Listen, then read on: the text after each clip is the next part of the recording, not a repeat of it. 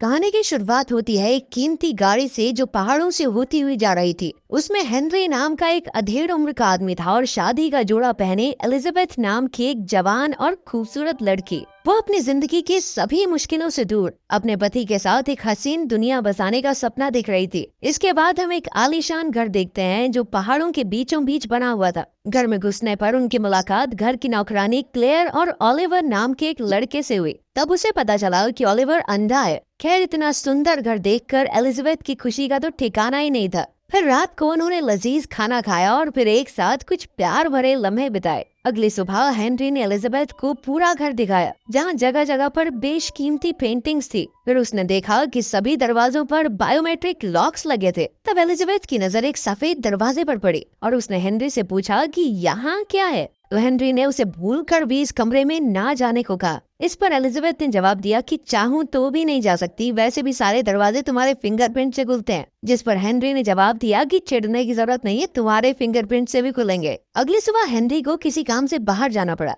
Elizabeth ने pool में नहाकर तरह तरह के कपड़े और गहने पहनकर टाइम पास किया। फिर रात को उसने क्लेयर और ओलिवर को घर से बाहर जाते देखा। बाद में उसे नींद नहीं आ रही थी तो वो अकेली घर में घूमने लगी और जैसे ही वो उस सफेद दरवाजे के सामने पहुंची तो वो खुद को अंदर जाने से रोक नहीं पाई। उसने दरवाजा खोला तो देखा कि एक साइंटिफिक लैब थी। एलिजाबेथ ने वहां एक बटन दबाया तो अचानक एक ग्लास कैप्सूल उसके सामने आया जिसमें एक जवान लड़की थी और उसके मुंह में एक ट्यूब लगी हुई थी। एलिजाबेथ ने देखा कि ये लड़की हूबहू उसके जैसी दिखती थी और इस बात से वो इतना डर गई कि तुरंत वहां से भाग निकली। मगर इसी चक्कर में वो एक टेबल से टकरा गई और उसकी उंगली में कांच लग गया। फिर अगली सुबह हेनरी लौट आया और एलिजाबेथ के लिए पियानो बजाने लगा, पर जल्द ही उसने देखा कि एलिजाबेथ अपने ही ख्यालों में खोई हुई थी। हेनरी ने उसकी उंगली की चोट के बारे में पूछा तो क्लेयर ने झूठ कह दिया, मगर हेनरी पहले से जानता था कि एलिजाबेथ झूठ बोल रही है। फिर रात को एलिजाबेथ ने सोने का नाटक किया और जैसे ही हेनरी उस खुफिया कमरे में जाने के लिए उठा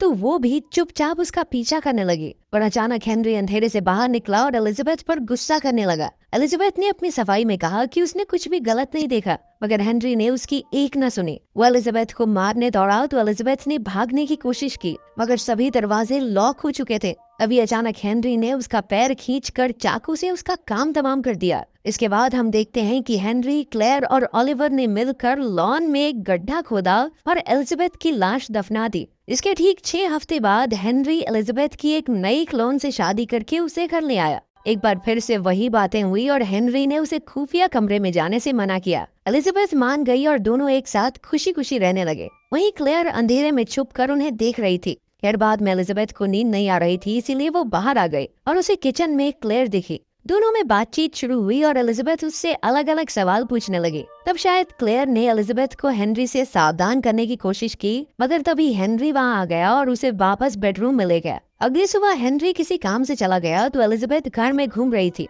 उसने क्लेयर और ओलिवर को आवाज दी पर वहाँ कोई भी नहीं था। तब उसने फिर से पहले की तरह अलग अलग कपड़े और गहने पहने, लेकिन फिर वो दोबारा से खुद को रोक नहीं पाई और खुफिया कमरे में चली गई। कुछ समय बाद वो भी चिल्लाती हुई भागती हुई बाहर आई। अगली सुबह हेनरी वापस लौटा तो उसने देखा कि एलिजाबेथ काफी घबराई हुई थी। वो समझ गया कि एलिजाबेथ ने उसकी बात दोबारा से नहीं मानी। अचानक उसने एलिजाबेथ पर हमला करके उसका गला दबाने की कोशिश की और एलिजाबेथ उसे धक्का देकर भाग निकले। उसने किचन से चाकू उठा लिया और इधर हेनरी क्लोरोफॉर्म वाला कपड़ा लेकर वहां आया। फिर वो एलिजाबेथ का ध्यान भटकाने के लिए पियानो बजाने लगा। अब वो धीरे धीरे उसकी ओर बढ़ा और अचानक उसके चेहरे पर क्लोरोफॉर्म वाला कपड़ा रख दिया। तब एलिजाबेथ ने बेहोश होने का नाटक किया और अचानक हेनरी के पेट में चाकू घोंप दिया। हेनरी चोट की वजह से वहीं गिर गया और जल्द ही एलिजाबेथ भी बेहोश हो गई। बाद में जब उसकी आंख खुली तो वो खून से सनी हुई थी और हेनरी मर चुका था। अब एलिजाबेथ ने तुरंत जमीन से खून साफ किया और किचन साफ की। फिर उसने हेनरी की लाश कपड़े में बांधकर लिफ्ट में छुपा दी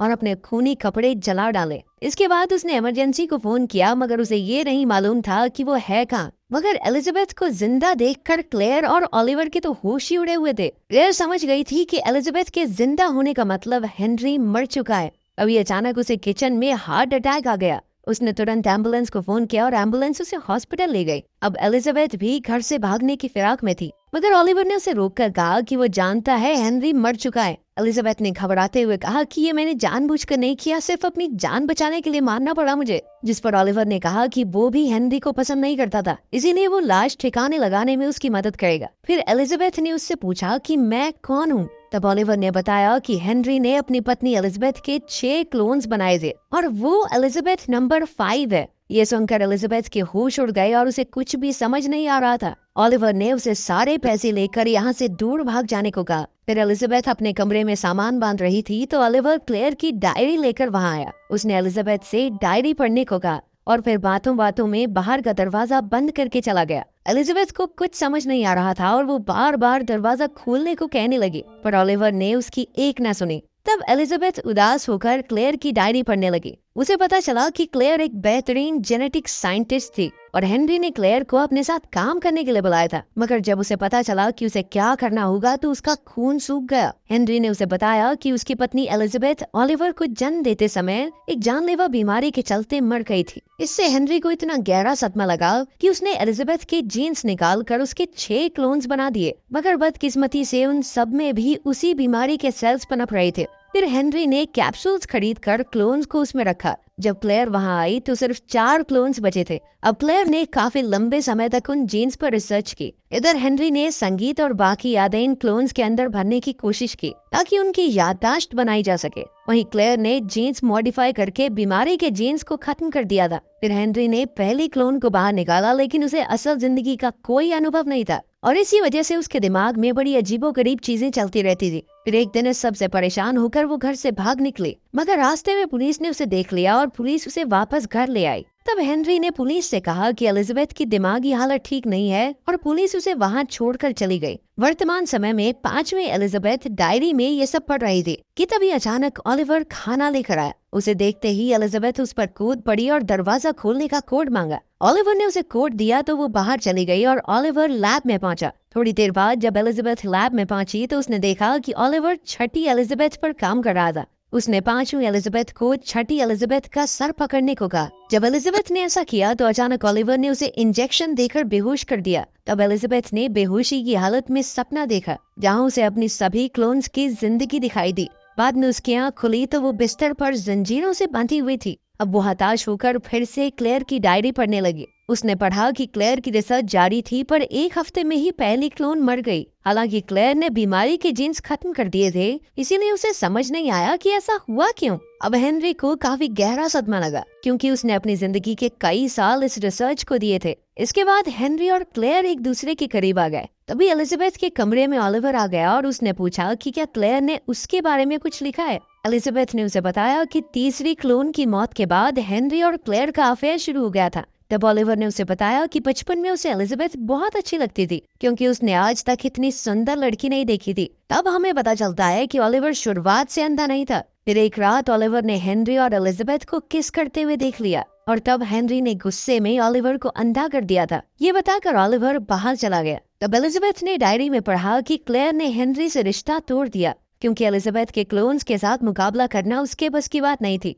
बाद में क्लेयर ने रिकॉर्ड्स की जांच की तो उसे पता चला कि असली एलिजाबेथ ने किसी बच्चे को जन्म दिया ही नहीं था। तब ये खुलासा होता है कि ओलिवर हेनरी का बेटा नहीं था, बल्कि वो तो हेनरी का ही जवानी वाला क्लोन था। फिर अगली सुबह असलियत में 5वीं एलिजाबेथ की आंख खुली तो ओलिवर ने उसकी गर्दन पर कैंची रखकर पूछा कि क्लेयर ने डायरी में उसके बारे में क्या लिखा। एलिजाबेथ ने कहा कि क्लेयर के मुताबिक तुम हेनरी के क्लोन हो, मगर ये सच नहीं था क्योंकि हेनरी ने क्लेयर को बर्थ सर्टिफिकेट दिखाया था। इसका मतलब ये हुआ कि ओलिवर हेनरी का क्लोन नहीं है, वो उसका क्लोन है, वो उसका क्लोन नहीं है। ये क्या चल रहा है इस मूवी में। खैर फिर एलिजाबेथ ने ओलिवर से पूछा कि क्या वो उससे प्यार करता है। फिर उसने ओलिवर को रिझाते हुए अपने करीब बुलाया। ओलिवर भी खुद को रोक न सका और एलिजाबेथ के करीब आ गया, मगर तभी एलिजाबेथ ने उसे जमीन पर गिराकर उसकी गर्दन पर कैंची रख दी। उसने ओलिवर से जंजीर की चाबी और दरवाजे का कोड पूछा, मगर तभी अचानक छठी एलिजाबेथ हाथ में बंदूक लिए वहां पहुंची। ओलिवर ने नई एलिजाबेथ से कहा कि 5वीं एलिजाबेथ नकली है और हमें इसे खत्म करना होगा,